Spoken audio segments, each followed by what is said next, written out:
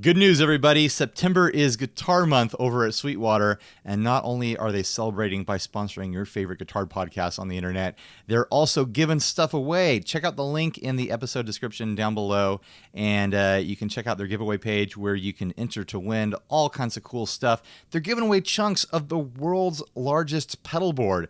They got together with all kinds of cool builders like Robert Keeley and Brian Wampler and Josh Scott of JHS Pedals, and Rob Scallion was there, and they put together this just behemoth of I think 380 pedals or something like that. You got to watch the video for this thing. But anyways, they're giving away a few chunks of it. You got to have these chunks of just record-setting pedal board that are recognized and certified by the Guinness Book of World Records. So get over there, win one of those boards. When you win it, tell us about it. I want to know what you got on this thing. And while you're at it, go check out some of the great deals they've got on Sweetwater for Guitar Month. They've got price drops on Fender Elite Series, save $200 on all models. They've got free backpacks with your Helix and Helix LTs. They've even got this really cool Walrus Deep 6/Voyager combo pedal with a really cool looking art on there. You got to go check this thing out on Sweetwater. So yeah, check the links below. Big thanks to Sweetwater for sponsoring us all through Guitar Month, the month of September 2019. But you know what? They give away all that giveaway stuff every month. So even if you're listening to this years in the future, get on Sweetwater. Check it out. This is a podcast. You know how it works. These sponsorships are good forever.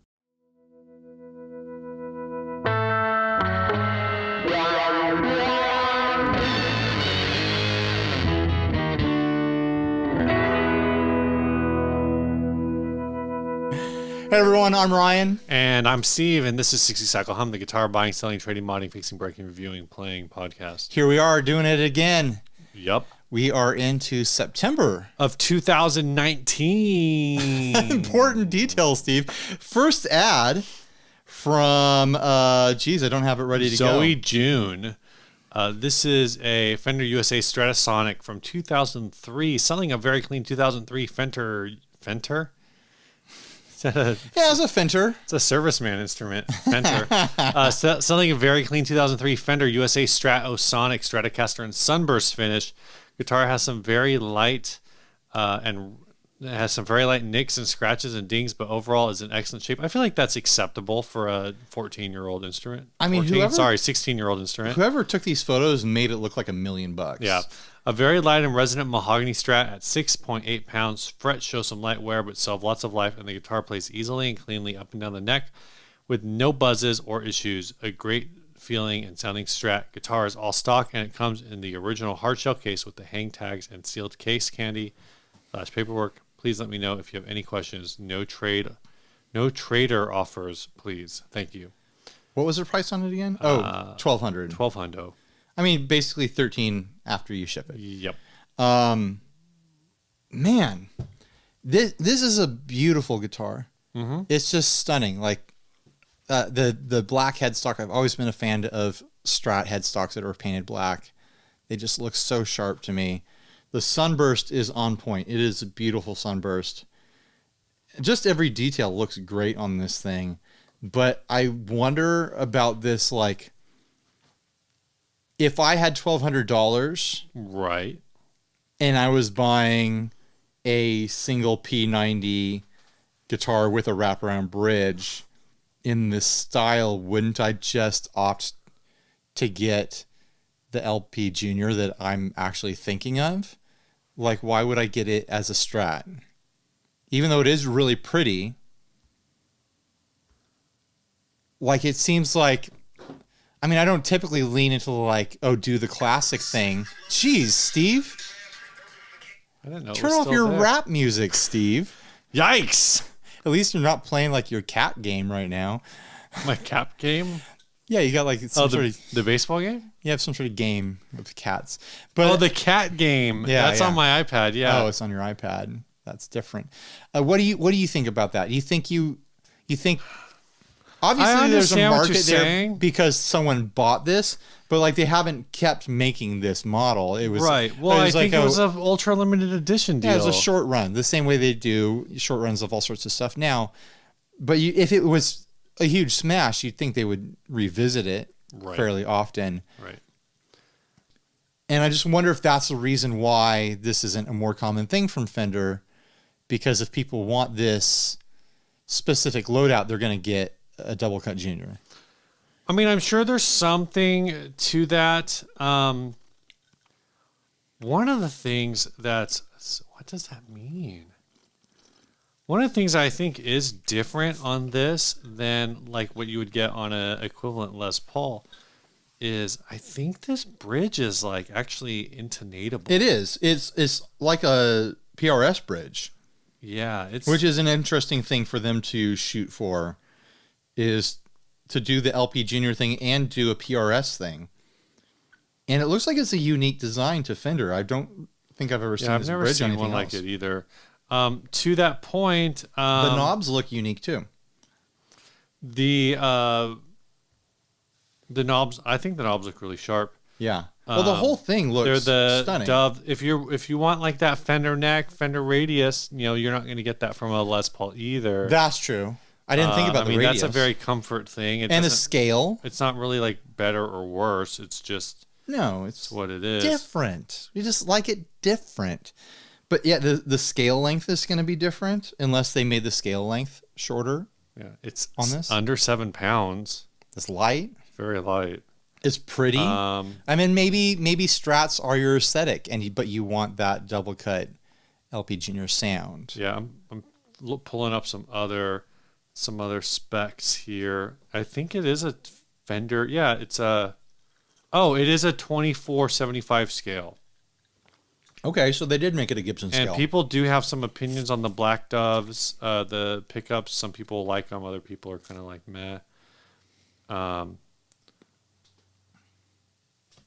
But yeah, I don't know. It seems.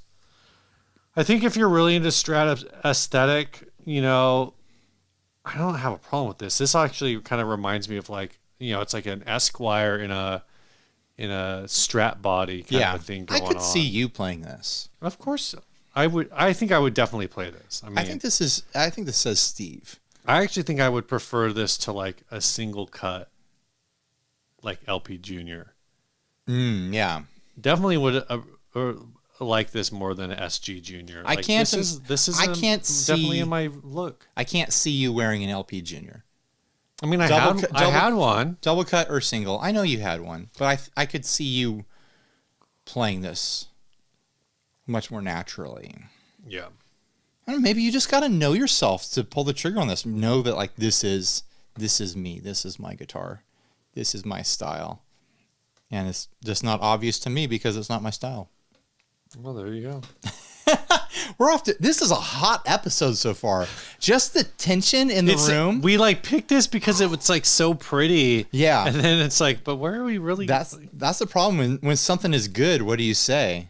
I'm so happy. How do you write a song about that?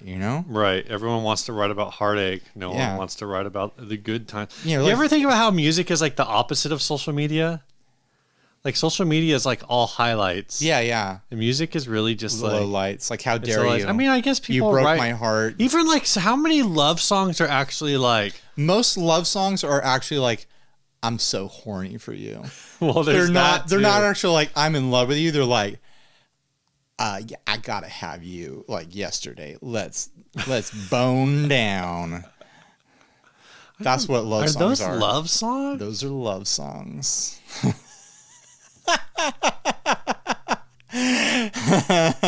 Wow, am I blushing? I hope so. Eee. All right, we got nothing else to say about this. What's the news, Steve? I have nothing new to add to this episode. Nothing?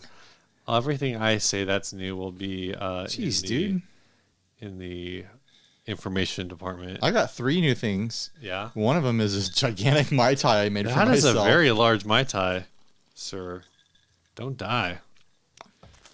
I won't die. It's mostly juice. You have to walk upstairs after this. Yeah, but they're in my own house. If I fall down the stairs and pass out, at least I'm in my own house. I mean, that is accurate. This Mai Tai is not going to get me drunk. It's mostly juice. I like juice. Boo. What kind of juice is it? Orange juice? There is 3 shots of rum in it, though. Oh. I know, 3's not a lot for Mr. Steve over here. But another new thing is I got this pedal in. Hey, if my course doesn't have 3 shots in it, I'm not even going to drink it. Oh my gosh, freaking Steve drinks. I got this pedal that was sent to me.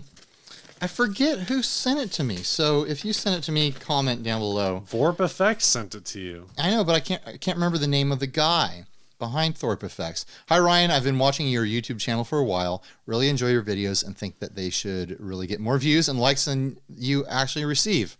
Yeah, me too. I think I should be beating PewDiePie by now, right guys? Right. I felt like showing my appreciation for your content, and since you seem to have a mild obsession with 2 DoD 250s in a box pedals, I thought that maybe you would appreciate a pedal of this type that I'm building, so I'm sending this to you as a gift. I am not a business and merely make them in my spare time when I feel bored. This is ultra rare, ultra obscure, and 100% handmade. Hope you have fun with it. Obviously, there's no need to mention it on your show. Oops. Although you can if you want to. If you find that you have no use for it, feel free to give it to someone else. As I'm always interested in what people think about my pedals, it would be nice if you could send me a few lines of feedback once you've had the time to play around with it. Best regards, and stay grounded. No signature. Sign it so I know your name, because I'm terrible at remembering people's names. We had an interaction over this. Man, I think on YouTube, like weeks ago. It was YouTube. But anyways, cool looking pedals. Got 2 Dodos on it. Get it? Like Dodo, DOD, DOD. Get it? It's fun. It's DODO. It's a side-by-side pedal here. 2 DOD 250s. You know I'm going to love it.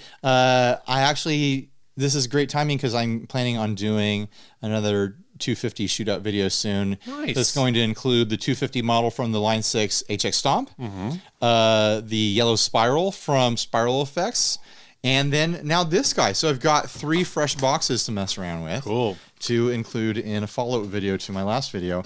Another new thing I wanted to talk about is that I've been making an effort to get out of the house while my family's asleep and go out and have like a nightlife, which is a weird thing to say. What time does Lauren go to bed? Usually like 9:30, 10, something like that. Okay, see, I can't pull that off because my wife stays up till like midnight, 12:30. She's like me. Well, I mean, I do that too, but I'm saying like, so that's like our. Also, I think my kids go to bed later than yours do. Right. My kids are all in bed by 8:30. I mean, I guess we like shoot for 8:30, but like Claire's in bed at 8:30, but she's also an escapist, so we stay in there till she's asleep. Yeah. So we're usually in that dungeon. So a few weeks ago. Anyways, so I want to do what you have been doing. That was where I was going with that. Just abandon your family, Steve. That's what I do.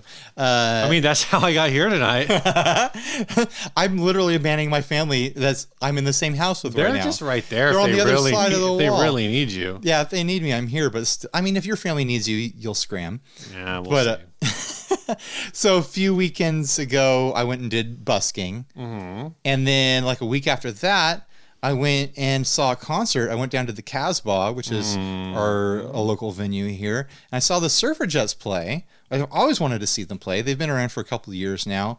And they're a Canadian band. At least 2 years. At least 2 years. They're a Canadian band.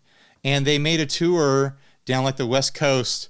And then they ended up playing at Tiki Oasis. Right. And so... Which was last week, yeah. Yeah, they played at Casbah as well. Jason Lee and the Riptides played. I can't remember the name of the other band that played, but a really great band played. It was an all-surf show. I had a blast. I had a bit of like imposter syndrome meltdown while watching while watching Jason Lee play. And I was like, how dare I have a surf band? I suck so hard. I suck. And then by the time like the Surfer Jets came on, I had fully shifted into just having a great time and being oh, this is a blast. I'm having so much fun. Oh, they're playing so good. And I got over myself and got over my self-despair. But while I was there, I saw the poster up on the wall for upcoming shows, and Man or Astro-man's going to play. Okay. As of this episode airing, they've already played. Is that why we're recording on a Wednesday? No, we're going to have a date night tomorrow night, which is why we wanted to record on Wednesday. Nice. So anyways, on Sunday night, I'm going to go back down to the Casbah and watch Man or Astro-man play. I don't know if you've ever listened to Man or Astro-man. I'm sure I've heard them, but not in years. They're basically like the biggest surf band to come out of the 90s is the way to think about them. And it's like kind of a big influence on me as a modern surf band versus like the like classic like legacy acts of the 60s and whatnot. So I've never seen them live before. I've owned a bunch of their albums over the years. I'm super familiar with their music. I'm really stoked to see them play. So hopefully nothing happens that keeps me from going to see them, because I'm pretty excited about it. And the second guitarist in there, it's hard to know what to call like the second guitarist in a surf band, because they're not rhythm guitarists. It's like second lead. Right. Usually. It plays a Hallmark Swept Queen. Oh, cool. Same color as mine. Ooh. So maybe it is yours. Got something in common. Yeah. Maybe she comes by and borrows it every time they have a show. Maybe that is hers and she has yours and you don't even know it. Yeah, but they're Hallmark players. Star Crunch has a signature Hallmark that has a circuit board pickguard on it. Which is his thing. They're known for like wild, like techie, like nerdy hijinks. And apparently the stage names. Yeah, they got stage names. It's surf rock, man. People are wacky. Yeah. We do funny stuff. Oh. There's theatrics and gimmicks involved. Accurate. We're playing instrumentals. We have to have fun somehow. I mean, I guess that's accurate. Oh, I mean, you have an instrumental thing, and it's a blank canvas to do extra stuff. Right. Know?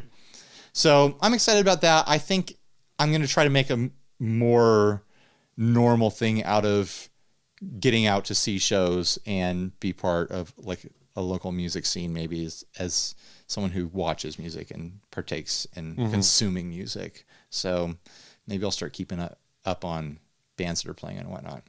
I don't know. I think it's worth doing. All right.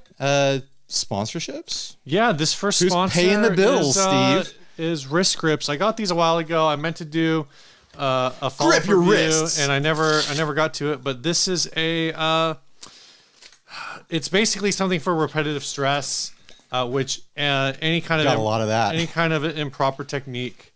My job is repetitive stress. That is accurate. But any kind of improper technique can induce like repetitive stress. But basically what this does is this adds a little extra support to your wrist. So when you're playing, it's also good for drummers who are, it keeps your wrists a little straighter as you're playing, gives you a little extra support. It supplies some compression. I don't use them like when I'm playing on stage because I feel weird about it because it's aesthetics, I guess. But as far as practice tools go, I can practice longer. I feel like I'm getting better practice in when I'm doing that. So it's really good. It helps with form, like keeping your wrist straight. Do you do it on your strumming hand or your fretting hand? I actually do both. Oh yeah, because there's two of them. Yeah. I mean, I can see like if you're constantly like overextending yourself or like getting too wild and crazy. Even at like it limits your motion. Even at like the most basic level, like it functions as like a compression, so it's going to provide a little extra warmth and flow to the area. And as a recreational athlete, I understand the importance of those things. That's a joke because I'm a recreational athlete, not because they don't work. And yeah, you get pretty much full range of motion. They're actually the only one. Like most things that are going to give you wrist support are the ones that go. Actually, all the ones I've seen are the ones that go like around your thumb, so they really like lock your wrist in place. This one, you pretty much retain full range of motion, which is great. It feels like it's more like you bend your arm, your wrist, and you're like, oh, there's my stopping point, and you build some muscle memory so that you don't overextend yourself. Right, and I think that's part of that idea. Is like, if you're playing on your fretting hand and you're like doing this hard bend like this, like over time, like that's going to do a lot of damage to your forearm, to your wrist. Technically, like guitarists famously have poor form as playing. But you're not supposed to like wrap your hand around the neck. You're supposed to rest your thumb on the back. Yeah. And have your wrist kind of more straight like this. And that's like classic, like correct technique. You're not supposed to do this like wrap around dumb thing this claw that us modern guitarists do because we learned how to play from watching MTV videos or whatever. Some guy trying to look cool, trying to rip out power chords, So yeah, if you want to go try some out, you can go to wrist-grips.com. Do you say dash or hyphen? I say long flat. Long flat. All right. And then you can use us. We have a code, actually, a promo code for this, 60 cycle 15. You throw that code in there, you get 15% off at checkout, which is pretty good. I take 15% off of just about anything. Seriously. So go check them out. We're super happy to have them on as a new sponsor for this month. Would you take 15% off of your own height? That would be like 10 inches. So I'm going to take a pass on that one. You don't want to lose 10 inches? No, I do not. Okay. Right? That's like 10 inches. I If guess. You're like So 74 inches. So that's 7.4 plus another 5%, which is like 3.5. So that's like 10.9 inches. 11 inches. Yeah. Would you want to be... I'd be 5'2"?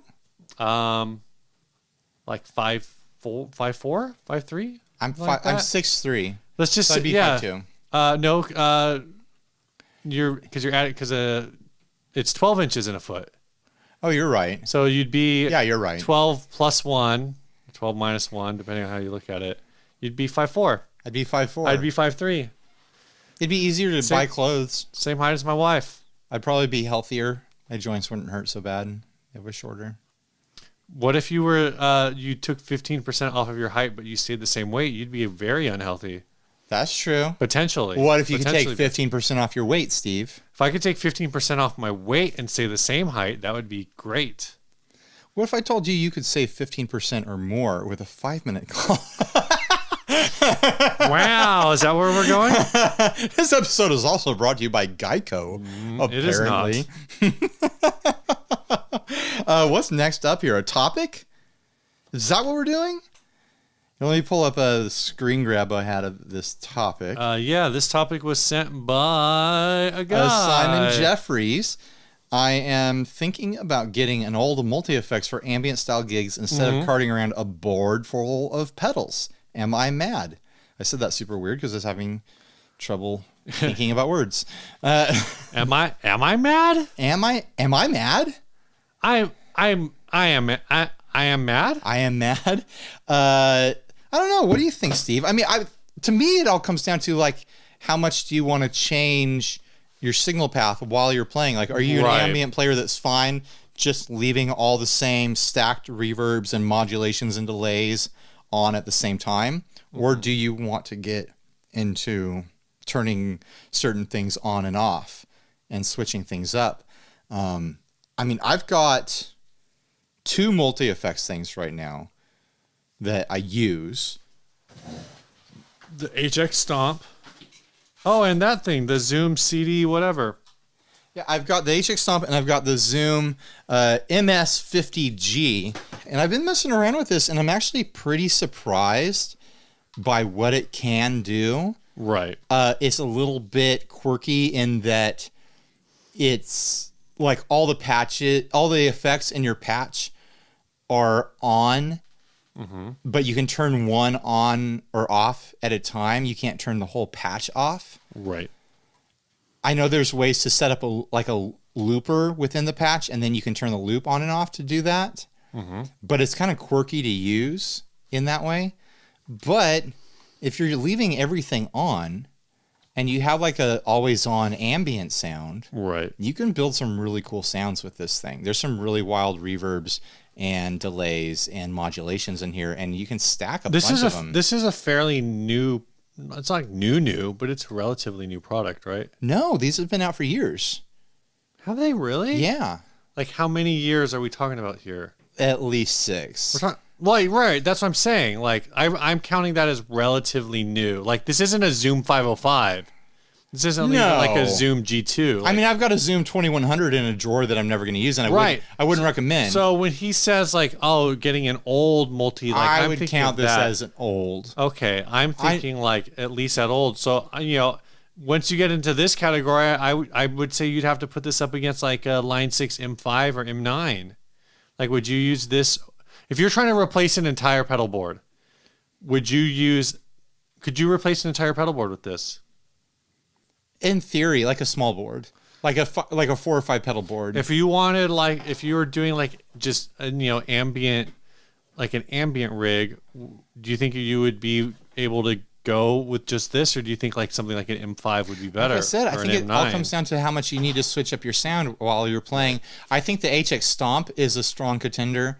I've recently figured out how to like use the switches to turn on and off individual effects within a patch, and then you can get an extender switch that gives you 2 more foot buttons, so you can essentially control 5 effects within a patch. Right. So that's like a fun option if you want to change it up. There's tons of stuff out there now. There's tons of multi effects.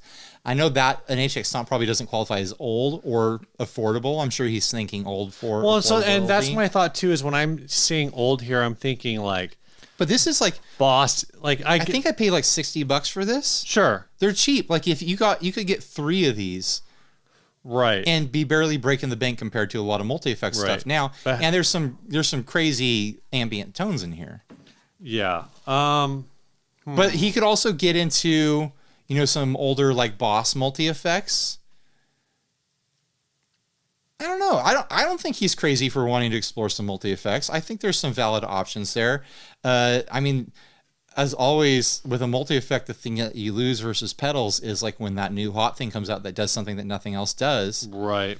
You don't have that. All right, let's go back a second here. The Zoom 2100, you wouldn't recommend it on on what basis? It's Does it sound bad? You know what? The delays and the reverbs are fine in it. The drives and stuff are bad, but you can only run one effect at a time. Oh, really? So for ambient, it's not good because you want to stack delays and reverbs. Okay, so I mean that's an important thing to know. Yeah. You know that some of these older multi effects are limited. They do multiple effects, but they don't do them at the same time. Exactly. I'm thinking like maybe some of the old like you said like the Boss. I'm thinking like the ME30 or like ME50 stuff. Though I've heard really mixed reviews on those because they're not like direct replacements to like the delay on an ME30 isn't the delay from like a DD series pedal. Right. So I mean I think it's really hard to say because I think he could pick up an old like Line 6 Pod HD or something like that. Yeah, actually I think that would be probably a way to go. Or even you mentioned like the M5 or like the M9. If you don't need the amp modeling, like I think the M5, M9 could be good. You can probably pick those up pretty cheap now. I think once you start getting older than that, you really have to do like your research. But then like with the M5, I'm pretty sure that's one effect at a time. I thought it was at least 2. No, I think it's 1. Or like programmable patches. No, I had one for a while, and I'm pretty sure it was 1 patch at a time. Like to get into multi patches, you have to get the bigger ones. Right. And yeah, so I think it's important to know what the limitations of the gear you're looking at are, because you just some of that old stuff. Like I think there's a thing with older guitar pedals, especially when you're doing like soundscapey kind of stuff, like older standalone pedals where you're like, man, this thing sounds like crap. It's going to sound really cool through like a bunch of delays and reverb. Sure. Whereas, like for example, okay, to use a concrete example, like the Dan Electro grilled cheese, total nonsense distortion. It's stupid. It's literally stupid. But if you have it like set right, it's like an immediate feedbacker. Right. So, in an ambient setting, like I could go like, okay, this could actually be really cool because it's going to like start feeding back pretty much right away or give you feedbacky kind of tones. I'm thinking like get you in like a mogwai, like an absurdist mogwai kind of a thing. Right. Mm-hmm. But at the same time, like I just don't think of like older multi-effects that way. Right. Of being like, oh man, yeah, the secret to my tone is, Digitech GNX3 or whatever, or Digitech RP30. I'd say go hybrid. Get the old multi-effects that you're thinking about, but put together a little board where you're pairing it with a few pedals. Like throw a super moon on there, throw the drive that you want on there. Right. Throw a volume pedal on there. Stuff to accentuate what you're doing with the multi-effect. Because like I use the HX Stomp. I use this thing, but I don't use them like alone. the idea here is weight reduction. I think it's like not having to haul around like a PT3. But I'm saying whatever. like the multi effect will do the heavy lifting as far as like if you get the right multi effect as far as like stacking a bunch of things, and then you accent it with a few randoms that will give you a bit more personality. Right. You know, like the modulated reverb that you want, the dirt that you want, the fuzz that you want, or something like that, and a volume pedal. Like you're getting 4 pedals on a board, like it's a miniature board. If that's too heavy for you, then like you probably shouldn't be gigging. I mean, there's maybe a little bit to that. Yeah. So. I think we got this one. We nailed it. Boom. All right, this next ad was sent. Crushed it. By Grant Gilmore. All he says is, WTF is this? Guitar, Hydra Body, and neck. You seemed like you knew a little bit about what the Hydra Body is. I'm familiar with the shape. I don't know any of the background details on it. So if you're listening to the audio version of this, you don't see the photos in front of you because you're not watching a video. Go click the link in the episode description to see this. It's like a wackadoodle, like geometric, like pixel shape. It looks like it's the Charvel Hydra. Right. I was going to get to that, Steve. That is a Charvel shape. And famously, Eddie Van Halen's been photographed with them and things like that. I have no idea if this is a Charvel actual body here in this ad, but it's $180. It's in parts condition. Looks like someone like crusted a bunch of weird brown paint onto it and stripped the rest. And it comes with some kind of like snakehead telly neck. It's $180. I'd refin the crap out of this and super play this if this was local for $180. I would be out the door to get this right now because this shape is so crazy that I love it. It's very strange. This could be original. It might be. Because I'm seeing both Floyd Rose and this body's Strat Trem versions of this. So this could be a Strat Trem version. This body's outfitted for a 2-post Strat Trem sort of thing. Yeah, and it probably wouldn't be hard to drop a modern bridge on this. Yeah, everything I'm seeing is just single humbucker.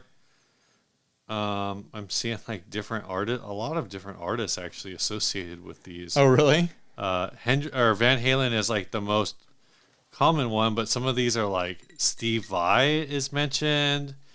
Just a bunch of like really random. I don't know. Anyway, the reason actually I thought this ad was interesting is because the neck is like an old like Fender-y snakehead neck. Yeah. Well, as far as we can tell from the picture. Yeah. We can't see the exact end of the headstock, but it definitely has a promise of that. We can see 4 tuners. Yeah. Presumably what if there's 12? Maybe this is that Fender hockey stick. Yeah, maybe it keeps going and going and going. This would be a fun 12-string. This neck also looks like really worn in. Like there's a lot of wear on it. I mean, if this is an original legit Hydra Body, that's not the original neck. So right. Someone tracked down a different neck for this. What kind of neck would you put on this? Because if, say, you can't track down something that looks like the original Hydra neck. Some kind of hockey stick neck, I think it needs. Not pointy, like I'm thinking reverse angle hockey stick. I'm thinking like Fender, the arrow-shaped headstock, the one that came on the Katana. The Katana headstock. It'll go with like the angular nature of everything like this. I mean, it'd be hard to track down one of those, but I think it would go the best with this look. Or, I mean, it'd take a major retrofit, a headless headstock on this. The body's so wild, you don't need a headstock to balance it out. Also, what color would I paint this? Because I would not leave it in this like black mold, disgusting background. Well, all of the ones I'm finding are yellow. So yeah, well, I wouldn't make it yellow. I wouldn't want it to look original.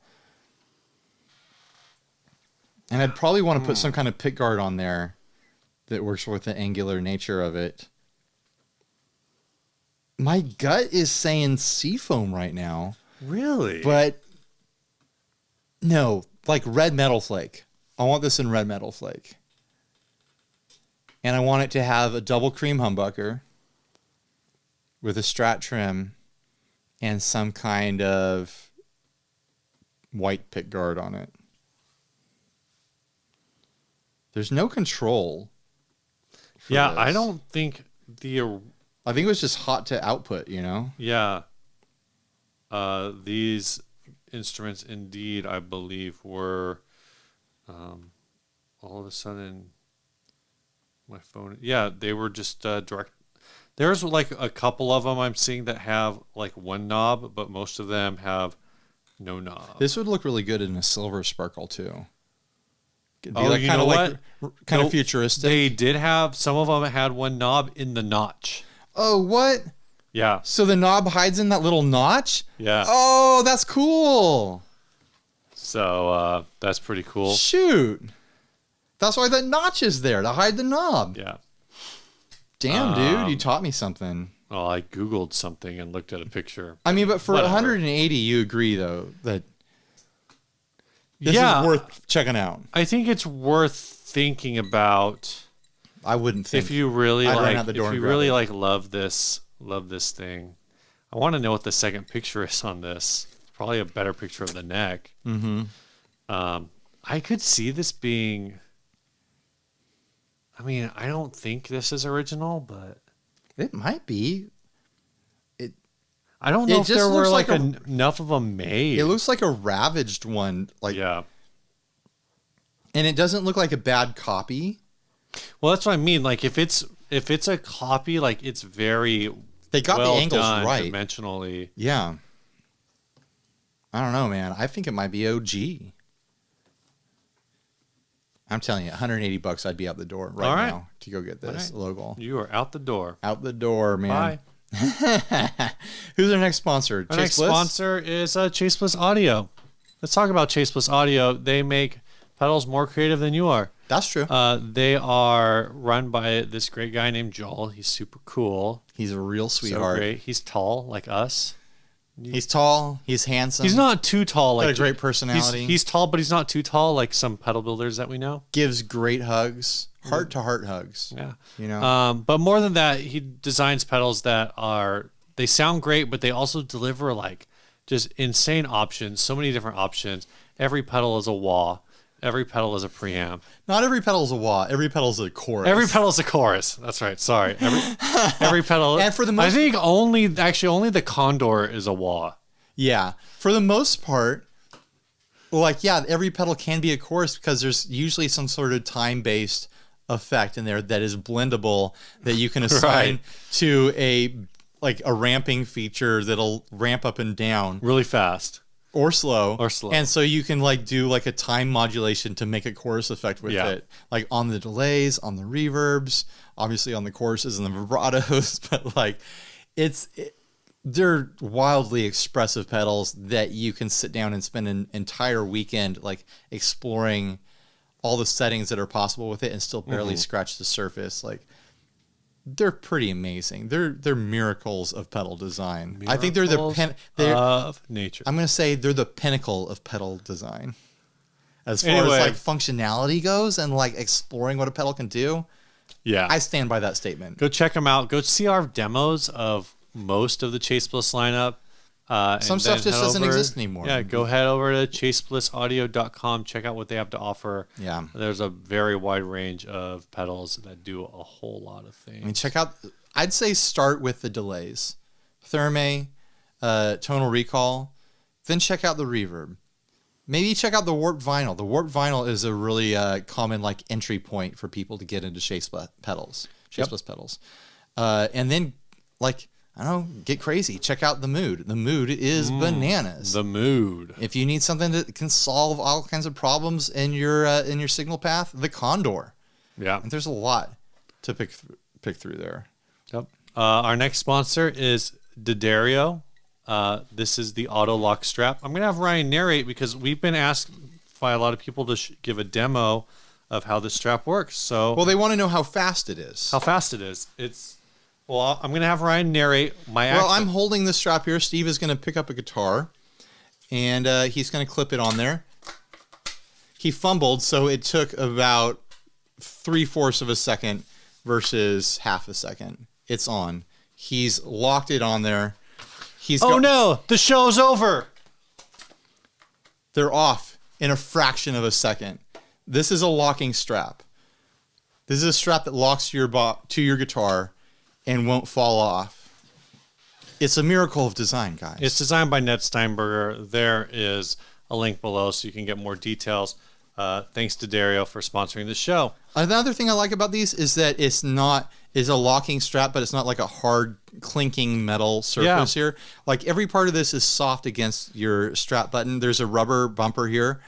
I don't know if you felt that before. I did. There's a rubber bumper. Definitely noticed that. That isn't going to clink against your guitar. And it's kind of like this softer plastic in here that it thuds against your guitar strap button, but it doesn't clink the way like a metal one does. Sure.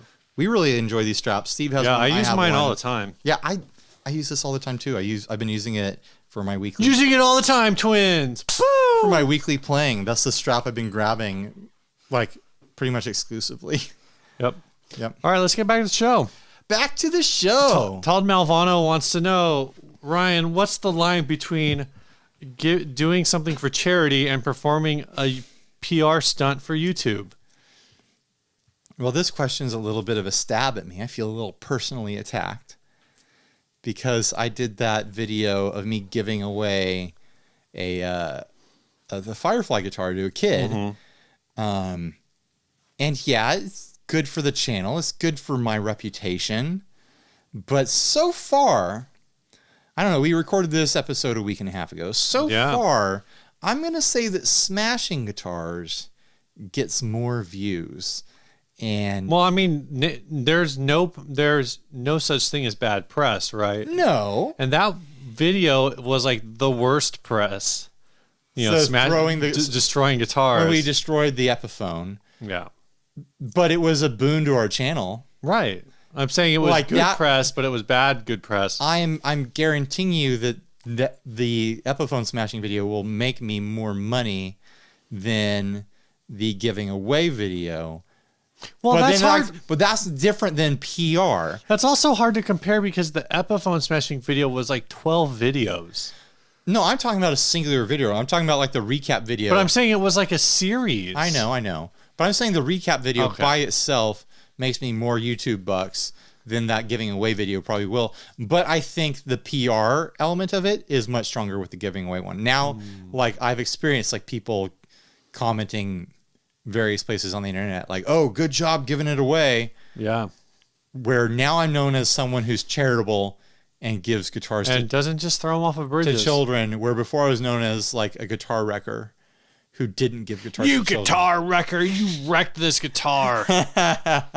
So I don't think I'm very PR minded in that way. Like I wasn't seeking to like increase my PR cred in the community as far as like, look, people, guys, I'm still going to smash stuff. Guys, here's what went through Ryan's head.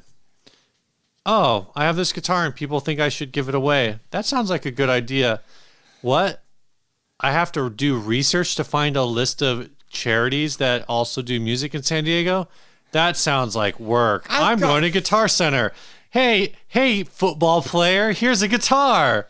His friend was a football player. They were both football players. How can you tell the other one He's wearing football shorts. Like he's wearing padded shorts in the video. The purple shorts? He's wearing black. Are they purple? His friend black. His friend was wearing purple ones. Yeah, they're both wearing, but those are both like football padded shorts. Well, I didn't see his shorts. I saw as soon as that was what I keyed in just because it's you. But here's what I will say: if there are channels out there that are PR minded and want to build a good reputation as far as being generous. I mean, this certainly worked. Yeah. I don't know if that's going to be my goal in the future, but if you want to have people think that you're a nice person who does nice things for humanity, it worked. So there's that, I guess. We probably will do some charity stuff here in the future. I have a lot of guitars I want to get rid of. Yeah, we're definitely gonna do it again. I'm probably still gonna smash stuff again too. Yeah, it's gonna be. I'm for sure. Again, like this Miltone over here, like we're not gonna give that to anybody. That is not gonna help anybody in the guitar community. I want to do a video on this thing before we dispatch it. You should play it. If it even functions. It functioned at some point. I mean, it's obviously super out of tune. And I don't know how hard you could crank on that truss rod. But like, you don't want to know how hard I could crank it on that truss rod. Oh my gosh. The bridge is already as low as it can go, so you're not going to get any lower on that side. So the action is terrible. The hardware is hilarious. The pickup covers are hilarious. This switch is frozen in place. Yeah. I want to try to get some leverage on that switch. I still think it should turn. The screws on the neck are like Home Depot wood screws. Oh, this plate is plastic. At least it feels like plastic. If it's not plastic, metal. No, there's metal. It's like a really thin metal. Yeah, it's cheap. That sounds like plastic. There's no hope for this guitar. Yeah. You might be able to save the body because it is a bolt-on neck. I wanted to save the pickups out of this because they're so microphonic. It's actually kind of amusing. Is it chambered or is it just... I think it's just plywood. It sounds like maybe like the veneer on the top has empty space underneath. Right. Well, I think it might just be like, instead of being a solid piece that's carved, I think it might just be carved and empty underneath. Anyway, this is an example of a guitar. I think instead of smashing this, we should dissect it. Well, I'm saying like you can do that. Do it for the clicks, and then we like burn it. Yeah, that's an acceptable. I'm down for that because that guitar is not going to help anyone. The whole point is destruction. I don't care what the destructive method is. Yeah. Now here's a question: if if someone does something nice for the wrong reasons, like say they're doing it for the selfish reasons of trying to up their PR game or something like that, is it bad or is it good? This is a philosophy question here. From a moral standpoint, it's selfish, and is selfishness inherently bad? So that's the question. It's selfish for the person doing it, but the outcome is good for the person receiving it, right? I have literally heard people argue, ooh, this is going to get into some dicey territory. There we go. We're getting into the weeds. I have heard people argue that it is imperative that as a Christian that you give to the church. And it doesn't matter that your pastor is pocketing that money beyond what he like. It doesn't matter if somebody inside the church is embezzling that money. But as a religious, or even if you suspect that, like, so say you go to like one of these. This is getting into the weeds. One of these churches where like you have a pastor who takes home $500,000 a year. Right. That doesn't means you should still give to the church because because that is religious practice.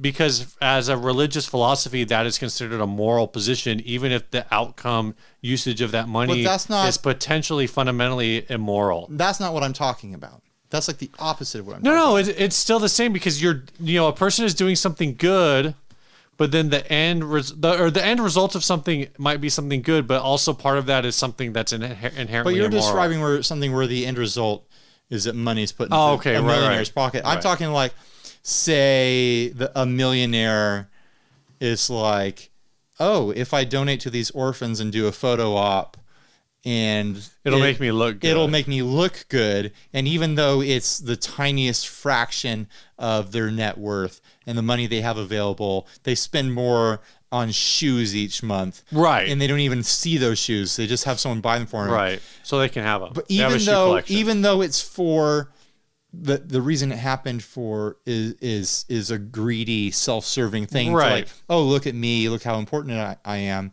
or look how generous I am.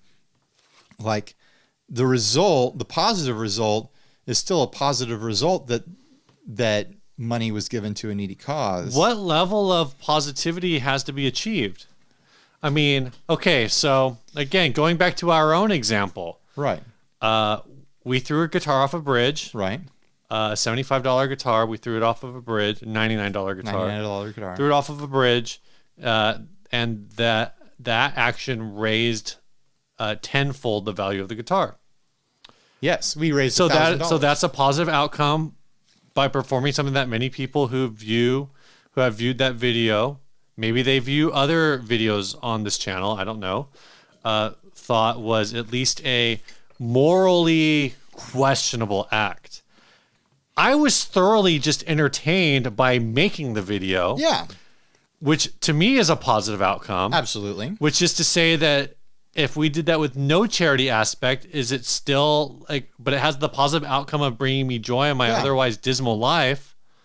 Is that a positive outcome? I mean, the entertainment value for the people who are entertained watching it is worth it alone, in my opinion. I'm saying, like, even if the video, if all the cameramen's cameras, not the men themselves, just the equipment, was all struck by lightning at the exact same time and all footage was lost, I still think I would be like, oh, that was fun. It was a great time. It was a good time. Good times were had. I had a great time hanging out with you, throwing baseballs at guitars. Yeah. And, you know, doing the pinata thing with the guitars, and then, you know, eventually throwing it off the bridge. It was a fun time. I recommend smashing stuff before its disposal. There's actually like places that do that. Like, yeah, you can go in and like smash old office equipment. Yeah. You pay them. Yeah. Stuff gets smashed all the time, guys. It's not that huge of a deal for a guitar that the owner of the guitar says, well, I don't think this is useful to anyone, to smash it. One time I used a sledgehammer to tear down half of an office building. Me too. I was there. It was good times. Yeah. I mean, you watch a movie and you get supreme entertainment out of watching the movie. How many perfectly good cars has Michael Bay exploded? You're watching cars get destroyed. You're watching all sorts of resources being theoretically wasted. Everyone on set ate food that day and turned it into poop when children could have eaten that food. How dare they? So, I don't know. This is a big dumb argument, a big dumb topic, and we're spending too much time on it. I don't know, guys. If you guys think I'm doing stuff for the wrong reasons, call me out. I don't care. I'll talk to you. I don't think that was the intention of the person who asked. I think they were just teasing me. Ultimately, what's the right reason here? The long-term goal of this is to build a platform, which that sounds selfish, except the action of building a platform will allow you to better provide for your family. And it'll allow me to better provide entertainment for the people who are entertained by family is important. We all agree family is important. So taking care of your family is also important. My family's important. Your family, everyone else's family is not important. My family is. That's who I'm taking care of. I'm not going to do this to take care of your guys' All right, let's do some housekeeping. There is no housekeeping actually to do, but I just want to say if you want to support the show and also help support me, but to a lesser extent Ryan, well, to a similar extent Ryan, but also me, you can head on over to patreon.com/60cyclehumcast. I always forget. 60 Cycle Hum, I think. No, 60 Cycle Humcast. Humcast. And you can support the show for as little as $1 per month or as much as $1 billion. $1 trillion a month. Yeah. What if Bill Gates started listening to the show and he's like, I really like these guys. I'm going to start giving them $1 million a month to make this show. I would gladly accept. Bill Gates. We would do the Bill Gates show, and we would drive up to wherever he wanted to meet. The challenge has been laid to Bill Gates. Yes. All right. This last ad was sent by C. Noah Bowers. It's kind of an ad question hybrid. Yeah, I'm in the market for something hollow/semi-hollow, and I've narrowed it down to these two off my local Craigslist. Help me pick. I can't do both. The first one up, Ibanez. First up to the plate is an Ibanez hollow body model AF75 with hardshell TKL case, $200. It has a fully bound all maple hollow body that provides tight resonance. The second instrument is an Epiphone 335 Pro for $250. All stock except pickguard was changed to a custom-made short Gibson style, and the original pickguard's included. So this one doesn't have a case. The other one has a case. Artcore has a case. Epiphone doesn't. But I assume don't these Epiphones come in like a bag at least? I don't know. I mean, it's used, so who knows? Yeah, I don't know. Which one would you pick, Steve? I would think I would pick, just based on my experience is with both of these, series, at least, I would go with the Epiphone, the 335. Well, you've got two fundamentally different styles of guitar here. Yeah, one's a full hollow, one's a semi-hollow. Yeah, and the full hollow one has like the bridge resting on the body thing going on, where the semi-hollow has, the Thematic stop tail style One thing. is a red guitar and the other one is an orange guitar. That's true. Well, is it orange? I guess it's orange, but it's a sunburst. Right. The other one's That color is technically orange. I think the other one is technically cherry burst. Whatever. I mean, those distinctions. I thought I knew what my answer was before we recorded, but now I'm looking at it like those two distinctions are too broad for like me to pick for you. If this was two semi-hollows or two full hollows. So you think if this was the instead of the AF75, it was the A. I wish they'd named it the 75 AF. Was it the AF85? I forget how this series naming goes, but there is a semi-hollow. Because the playing experience is going to be so different here that like C. Noah Boas has to pick for himself. He has to decide if he is going to want a full hollow or a semi-hollow. Right. Because they're completely different experiences. One of these is a jazz box on the budget, and the other one is a rock box Gibson on the budget. 335 on Let's the call budget. semi-hollows rock boxes. Rock boxes. I like Well, that. you can do a lot. Like, they're going to be less prone to feedback than the AF75. I think for the everyday electric player, I think the Epiphone's going to be a smarter buy. Mm-hmm. But those art cores, especially the full hollow ones, are a lot of fun. Are so they? if they're actually really. I've just great. had like really mixed experiences with this level of gear. The ones I've played play great and sound great. Epiphone semi-hollows, I've kind of had mixed experiences with. I actually did a bunch of shootouts with this sort of stuff at Thomann, so I have recent experience with these things. All right. Oh, that's right. You did that. Yeah. Yeah. But if you want the benefits of a semi-hollow, the Epiphone is the clear choice. I mean, And I think this is a little easier for you too, because you already have the Firefly, so you already have a semi-hollow. Right. I've never owned a full hollow, but it's like the ones I've played, it's a completely different experience. Yeah. They're huge, Yeah. they're thick. There's an acoustic quality to them. Like they are thick, lots of C's in there. They're resonant, but it's like this big jazz box feeling thing where you can play a 335. Right. Like a regular electric guitar, and it's going to perform for you like a regular electric guitar. So if you're used to playing regular electric guitar, I think that's what you should go for. I also think the 335 is a more classic look. Mm-hmm. The Artcore stuff can look a little funky in my opinion. So I don't know. I'm leaning more towards the 335 now. Before this, I was like, Ryan, it's not going to be interesting if you pick the 335. Well, defend the Ibanez now. Defend the Ibanez. If you want to be contrarian, be contrarian. Well, so I think, you've really nailed the points is you have to know what you want. And if you're looking for something unique, you're looking for something a little jazzier that maybe might have like a more broad application, as long as you're prepared to go with the feedback, these Epiphone 335s, Epiphone dots, like they're a dime a dozen. Like they're all over the place. Sure. And you can get a Firefly and it'll do a similar thing for $140. The Ibanez, click the link below. Click the link, smash the like. Smash the like. The AF75, it comes with a hard case. The hard case itself is like $100 hard case, so you're really only paying like $100 for this guitar. I mean, you get this guitar, you don't like it, you sell it, you get another guitar in the same style to fill that hard case with. There you go. So your hard case doesn't get warped. You always got to keep a guitar in your hard case so it doesn't warp. That's not a thing. Not a lot of people know that. The AF series, like I said, they're these Artcore electric guitars. Some people love them, some people hate them. They're like I just say, it's a sticky finish. Like they tend to be sticky finishes, but so do the Epiphones. Yeah, like it's just that thick poly. Yeah, that thick kind of like Korean Chinese poly thing going on. That humbuckers. The other one has humbuckers. That's a draw. Yeah. Four knobs, a switch, pick guard. That's a draw. I mean, they're both so affordable. Yeah. Here's my pitch.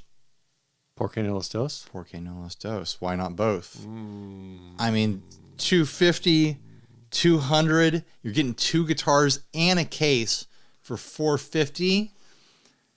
Spend the time getting to figure out which one you want. Sell the one you don't want. I mean, I think there is. Oh, he says, help me pick. I can't do both. So that was the caveat. But I think that, like, as absurd as that sounds, I think if that was an option, these are both priced at a point where I think you could relist them and like you definitely, I don't think would lose money. You'd get really close. I mean, if you needed to move it in a hurry, you put any one of these up for $20 less than this, and they're going to move. Yeah, but I think I think the Ibanez with better pictures would sell for more than $200. I think so too. I think the Epiphone, at least maybe around here, like I think you could get like at least $300 for that. If not $350. I mean, it was $500 new. I don't know where Rocky Point is, but it's in New York. I assume. Someone's going to want those guitars. Yeah, somebody's going to want them. All right. Well, you want to tell us about the song, Steve? Yeah, this week's song was sent by Push Audio. We got on some sort of mailing list. Yeah, we're on a mailing list that sends us these songs, and usually I just ignore them. But we ran out of songs, so if you don't want to hear more of these songs, then you need to send us your own songs, 60cyclehumcast@gmail.com. They say, whether it's that special someone, the one that got away, or the one you wish you'd never cross paths with, we all have one. There's few things that conjure up emotion quite like music that stir those feelings of old. This 2-part collection details the highs, lows, euphoria, eroticism, and sensuality associated with relationships. Sometimes it feels heaven sent, and sometimes it's hell on earth. This is Push. Love and War. The song we're going to play is by Will Spitwell, and it's called Stimulate Me. It sounds like it's going to be very horny. Featuring Star. It's going to be a rap song. We're on a mailing list for rap tracks, apparently. So enjoy. I'm not really sure why. Bye, everybody. Stay grounded.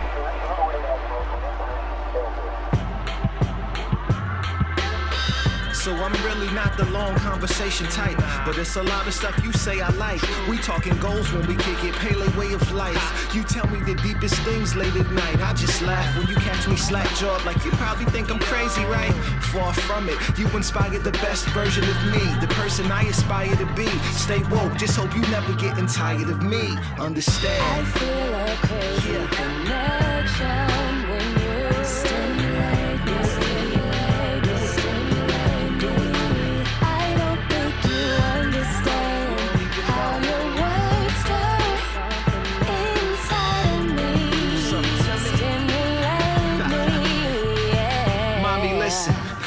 Intelligence, so sexy.